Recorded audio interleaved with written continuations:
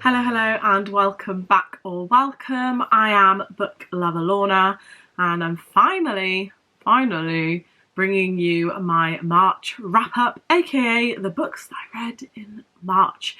We've also got some sunshine joining us today, just to provide you with some glare on my glasses because I couldn't be bothered to wear my contact lenses. Yeah, that's just the way the cookie crumbles, I'm afraid. Now, I did quite well in March. I read 11 books. I think it was 11. Well, I guess we'll check that in a moment.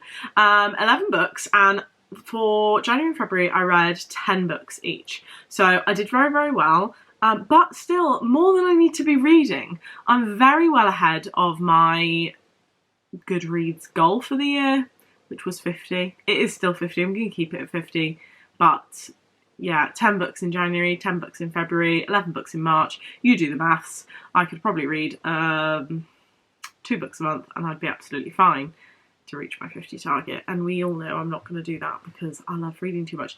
I've just realised we've got a bit of a slant going on here, haven't we? I've taken out a book that I'm currently reading. You stay there. Don't listen to me. Don't listen to me. You just ignore what I say. That's fine. It's fine. There's books there. Oh, look at Eeyore. Easter. We're at Easter, aren't we? Yeah, we are. There we are. I've got my Easter Eeyore out to celebrate the occasion. I love these Jim Shaw ornament things. Look. He even looks kind of happy. He's got a little smile on his face. You're not supposed to look happy. I don't know what this is about. And he's got his little Easter ears. You'd think I planted that there on purpose. I did not. I only just realised it was there. So anyway, the March books that I read. I'm getting a little bit distracted here. Now, did well. I'll be honest, can't really remember many of the books that I read in March, so we're going to use my Goodreads. Got my phone so that I can know what I read. Now, first book I did take out of the library. It was one of my 12 challenge books. Do you remember that thing at kind of Christmas? Everyone was like, oh, recommend me 12 books. Some people did 24 because they're nutters. From like your followers, things like that, friends, family, of books that you should read this year. So my 12 book challenge, I can't even remember. Should I try and tell you which books were on there? I've done quite a few of them so far. Let's have a little look. Do I have a thing with all of them on? No, I don't, because why would I do that? Oh, yes, I do. No, I do. So we've got The Angel Tree by Lucinda Riley. That one is on my shelves. Half a World Away, Mike Gale, also on my shelves. Wool by Hugh Howey. Read that this month. Page Tune Chasing Daisy. I think I bought that on Kindle, but I haven't read it yet. Puppet Show, M.W. Craven. Don't think I've read that. I haven't read that yet, but I think I've got that on Kindle. The Reading List. Haven't got that. The Grace Year. Haven't read that. My One True North by Millie Johnson. I'm going to be reading that in April. Britt Murray Was Here. I've read that. It Ends With Us. I didn't know that was on there. I just thought I read that because I wanted to. That was, I've read that in April already, so that'll be in next month's wrap up. Aristotle and Dante Discover the Secrets of the Universe. I'm currently waiting for that to come to me from the library. And then The Firekeeper's Daughter. That is the one that I read on Kindle? No. From a library book this month. I've been for a 7-kilometre run this morning and I'm cream crackered. Yeah, The Firekeeper's Daughter is the first book that I read in March. Now, I had people telling me that this was like one of their favourites. They really loved it. The girl who recommended it to me, I think it was Sally at Books and Personal, I think it was her. Don't quote me. I think it was her that recommended it to me. She absolutely loves it. I think she might have done a reread even, potentially, or said she was going to do a reread. I saw on her stories.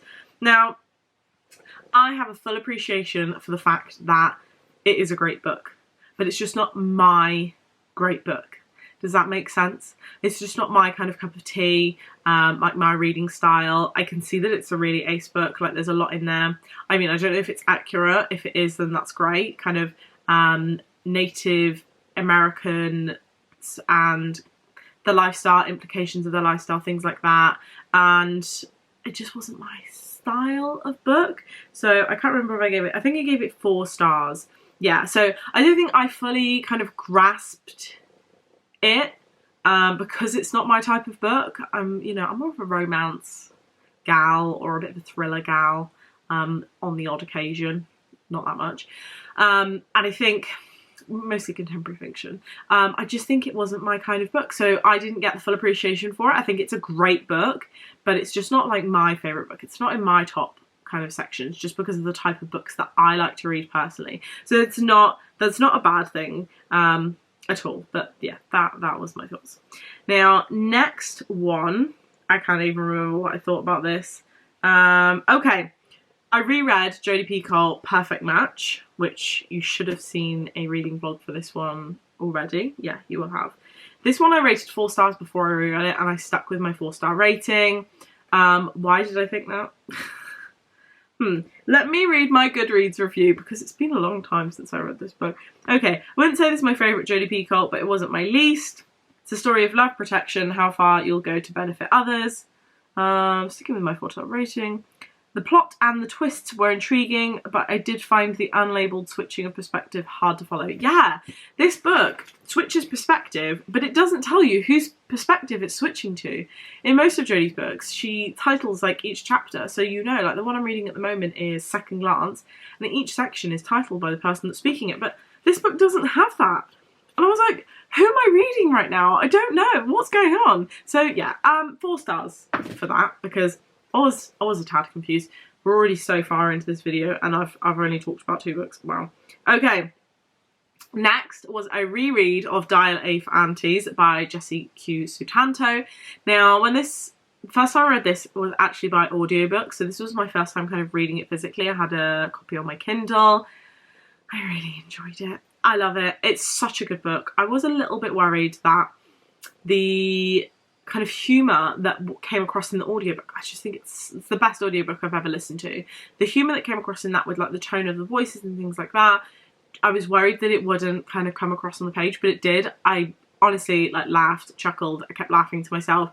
My partner was like, what are you laughing at? So I had to tell him. And then, you know, it's not quite the same because you're not reading the whole thing. He was like, yeah, sounds funny, but not that funny. Not as funny as I was finding it. So yeah, I gave that one 5 stars again as a reread. So I would actually say that you could read that as audiobook or physical book and you'll find it good. But I would say that audiobook is still my top kind of way to read that book. For sure, for sure. Let's have a look. Next, I've got The No-Show by Beth O'Leary. Okay, so what I've written is that The No-Show was not what I expected. I didn't really like Beth's last book, which was The Road Trip. I love The Flat Share. Switch is okay. The Road Trip, I was like, no, this is not for me. I think that was her last book. Did we have one in between those? I'm not sure. So I was a little kind of apprehensive about reading The No-Show, but I was pleasantly surprised, and it's kind of reinstated my thing for Beth O'Leary a bit. I don't know, I don't think I really liked the twist that much. It wasn't my kind of twist, which they can't all be, that's absolutely fine.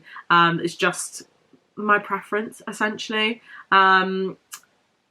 What have I written? Okay, I thought the plot had been tarred once we'd had the plot twist, but I found myself appreciating the twist and back enjoying the story. So it could have been a 5-star for me, but it was a 4-star. I think it surprised me in places that I didn't really expect it to. So definitely better than my expectations, which is a good thing. Okay, next, one of my 12 challenge books, Wool by Hugh Howey. Now, this is one that I have had on my shelves for a long time. I picked this up and ordered it ages ago because I saw Em and Her Books read it, and she just said that it was kind of like, you know, dystopian vibes, that she really, really enjoyed it. It's one of her favourite books. And I've been so excited to read it, but it didn't match my expectations. Now, the reason it's taken me so long to pick it up is because it's over 500 pages. It is a beastie boy. I mean, look at the size of it. Ooh la la. But it just wasn't what I was expecting, really. I think the premise for the book, great, smashing. Sun's going in now. Bye, sun. Nice seeing you. That was good. The flowing of it was kind of okay. Sun's coming back out now. It missed me, obviously. It kind of flowed quite well, but I wasn't really that intrigued. I was kind of interested, but there was nothing that made me go, oh, just one more chapter, one more chapter. So for that reason, I gave it 4 stars rather than 5, because I was picking it up just to read it. and to know what was going to happen, not because I really wanted to kind of figure out what was going on or anything like that. So I don't think I'm going to read the next book because they are all Beastie Boys. So I'm probably not going to read the next one because like that was enough of the experience for me to know I kind of prefer like things like Divergent. Now, if you've got any recommendations of like Divergent, dystopian books or dystopian series, let me know, because that's kind of what I'm after. That's why I picked that up. But it wasn't a page turner. And I mean, a 500 plus page book, not every page is going to be a page turner, but I would expect some sections where you're going to be kind of, you know, stuck in it, and I didn't really have that. Boo-hoo. I'm sad. Okay, next. Another reread. Okay. Next reread for March was New Moon by Stephanie Meyer. I'm working my way through the Twilight series again. In April, I'm going to be reading Eclipse. And I'll be honest, I've reread the series quite a lot. New Moon has always been my least favourite Twilight book. I just think it's kind of dull.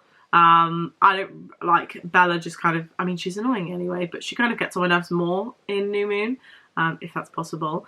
I just don't love it.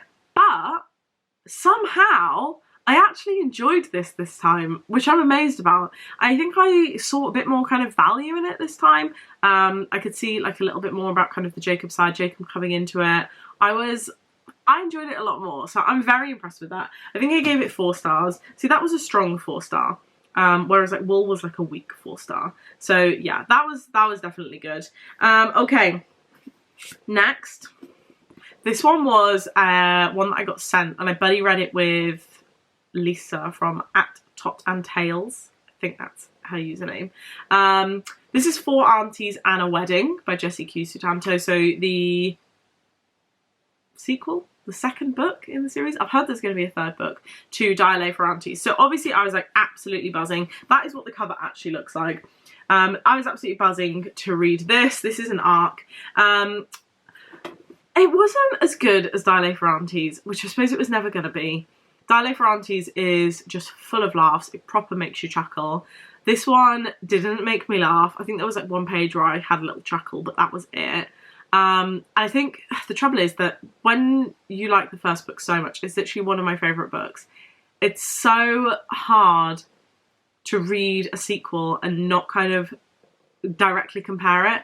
Obviously it was never going to be the same, which is fine, but I wanted it to be so bad. I still did enjoy it. I think in its own right, it's a really good book. But I think what actually would have been better, and obviously you can't do this because basically the first book is about this girl and her aunts and kind of their wedding planners. It's what goes on, and it sets up kind of this relationship that she kind of had going on in the past. It talks about that a lot. And then this book is 4 Aunties and a Wedding. So it's that girl's wedding. So you can't have this and then Dialect Aunties, but I actually think that is what would kind of be better if it could be kind of rephrased, which obviously you can't do. I think that this one would be really good, kind of setting the scene, a genuinely good book but just not comical, and then the second one is a genuinely good book as well, but it's got the comical side, so it could kind of be like a development to it. I think this one was just a little bit far-fetched. Like, it's basically I mean, I don't want to give anything away. It does it, I think on the synopsis, it doesn't say it on this bit, but it does tell you this. So basically what happens is her wedding planners, this girl's wedding planners, end up being the mafia. And it's just a bit far-fetched. Like, the first one was a bit far-fetched, but this is way far-fetched. And the things people are saying and stuff, it was just, I think maybe it felt more far-fetched because it didn't have the comical aspect to it. So yeah, 4 stars for that. Still enjoy it, and I will still read the 3rd book if there is one coming out. I have heard little kind of tidbits, little secrets, that there would be a 3rd book, just from reading reviews, to be honest. And I will still read it. Dialect Aunties is still one of my faves. Can't speak, but this wasn't as good. But probably still worth a read. If you like Dialect Aunties, probably still worth picking up just to kind of see what happens next, kind of thing. That's what I'm thinking. Okay, now this one was probably my least favourite book. Yeah, this is probably my least favourite book of, would it be? Let me just see, what else did I read? God, this is my last book. Is it my last book? Surely we haven't been through 11 books. I've missed off so many books. The Firekeeper's Daughter was not the first book that I read in March. It was the first one I started, but then finished it way later down the line. Okay, so this is in a messed up order now. Anyway, a book that I read in March, because we don't even know what order we're doing anymore. Mystery of the Blue Train by Agatha Christie. This is as a buddy read with Lisa and a lady called Stephanie. I'll be honest, not my favourite, probably my least favourite Agatha Christie book so far. I gave it 3 stars. Yeah, 3 stars. It is a Poirot book. I think in comparison to other books, this one is just boring. Like, there wasn't the twists and turns that I kind of like in Agatha Christie. There were kind of not that many like reveals. There was nothing that makes you go, oh, no way. You know what I mean? That just wasn't really going on. So I didn't really love this. I have been told that apparently this is Agatha Christie's, or it was Agatha Christie's least favourite novel of hers as well. So, you know, Gal agrees with me, doesn't she? Okay, now what were the books that I forgot that I read in March? Oh, no, that wasn't my least favourite book. I would tell you my least favourite book now. One Italian Summer by Rebecca Searle. I'm sorry. I read this as a NetGalley arc. I read in 5 years. I thought that was okay. I was kind of intrigued by One Italian Summer because, you know, Italy, and I want to go on holiday. I'm like jealous of anyone going on holiday right now. Like, I still, like, my COVID of not that I've had it, I just like haven't recovered from that thing yet. I just don't feel like I can book anything because it'd be my luck that like the world goes into lockdown or something. I don't think we're gonna do that again. I think we're done with that. But anyway, anywho, this one I did give 2 stars. I wanted to enjoy it, but I just didn't. The plot, kind of the Italy thing, yeah, kind of that's nice, seeing what's about and everything. The setting was nice. I did not understand the plot at all. I was like, what's going on? Like, who has imagined this? And why is this not matching up? I just couldn't put 2 and 2 together. And I was very confused about whether we were dealing with kind of a ghost, or whether we were dealing with an actual person, or whether we were dealing with an incriminator. If you read it, you'll understand. It's very confusing. It's very confusing. That's all I have to say about it. I mean, I don't really recommend it. I don't recommend it, to be honest.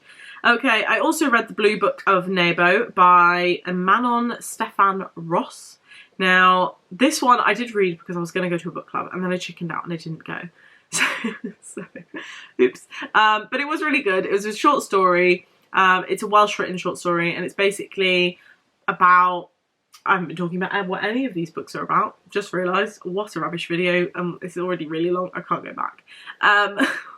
Just watch me slowly lose my mind. What was I saying? Oh yes, The Blue Book of Nemo. It's a short story, kind of, let me try and remember this accurately. It's kind of partly written from the aspect of like a young boy, and what's happened is that when he was younger, the world kind of stopped as such. As in, I think it was kind of a climate change related thing. They live in kind of like a derelict house. There's no one else around. They go into like town and like go into people's empty houses and like find food and stuff that's in cans and things like that. They grow their own food. They will catch kind of animals and stuff. But then there's like kind of acid rain or something nuclear, I don't know, that's going on. And it's basically kind of this boy and growing up with his mum and his little sister, kind of what happens. I'm describing that so badly, so badly. My review was, this is such an interesting little book. It's a great start, isn't it? Interesting. I began reading this without knowing what the story was about and was pleasantly surprised at the formation of the plot and its development. Concept is strong, makes it all the more intriguing to read in the current climate. My only issue with this is that I wish it had been larger and a full novel rather than a short story. I want to read more about what happens next. Yeah, I think I didn't knock my socks off, but I was really, really intrigued. That's the thing, because, you know, it's a page turner. You just kind of want to know what's going to happen next. That had that. I did still give it 4 stars over 5, but it was kind of it was a very strong 4 stars. Very strong 4 stars. Now, the other book that I read this was actually my first finished read of March. I read this in a day. The Love Hypothesis by Ali Hazelwood. Now, I didn't think it was quite the same for me as it was for everyone else, but I still really enjoyed it and I still gave it 5 stars. Very easy reading romance. I think the characters, some of them were a little bit annoying, but that's fine. I can overlook that. What have I said? I'm glad I followed the hype and picked up, as I've written. Although I do have to say, I was expecting it to be more spectacular with the way people have been raving about it. Yeah, it wasn't that spectacular. It was really good, but it wasn't spectacular. Very easy reading romance with a great backdrop. Can't find any faults. May not have knocked my socks off, but it's definitely one I recommend and would be a great holiday read. Yes, it would. I'm right in saying that. Well done, past Lorna. Characters enjoyable and the writing style enabled you to feel a closeness to them, which I like. 5 stars for The Love Hypothesis. That would have sounded so much better if I actually could say my words. So is that 11? Love Hypothesis, Blue Book of Nemo, One Italian Summer, Firekeeper's Daughter, Perfect Match, Dialect Aunties, No Show, Wool, New Moon, 4 Aunties, and Mystery of the Blue Train. 11 books. Wow. To be honest, if I read less, then these videos would be shorter and there would be less for me to edit. Maybe that's what I need to think of. If I just read like 5 books in a month, then this video won't be so long to edit, will it? No. Also, got my Kingdom Threads Co. jumper on. It has all of the parks in Walt Disney World, which is like my favourite place on earth. So check that out, I guess. I don't even know why I showed you that. I just am obsessed with this jumper at the moment. So yeah, those are the 11 books that I read in March. Kind of a strong reading month. I think I started the year with a lot more 5 stars, so we're kind of coming down in terms of the star rating at the moment, which is, you know, it is what it is really. Hopefully April will have some strong reads in it. So far it's been a bit meh, so maybe it will get better. Fingers crossed. Anyway, this video has been long enough, me rambling and kind of losing my mind slowly, so thank you for getting to this point. If you have, well done. I'm still here, obviously. If you're still here, you deserve a gold star, to be honest, because my video is just all over the place at the moment. And like I said in my last video, if you have anything that you want to see on my channel that is not a reading vlog, because they take so long to engineer, and I've currently got some of those in the works. Anything else, sit down vlogs that you want me to chat about, let me know what you want me to talk about and I will get them to you, because my mind is empty of ideas at the moment. One of those things, I'm obviously putting all of my brain power into reading and not into making videos, which, you know, we go through those stages. It's fine. It's absolutely fine. Anyway, thank you very much for watching. Happy reading and I'll see you all soon. Bye.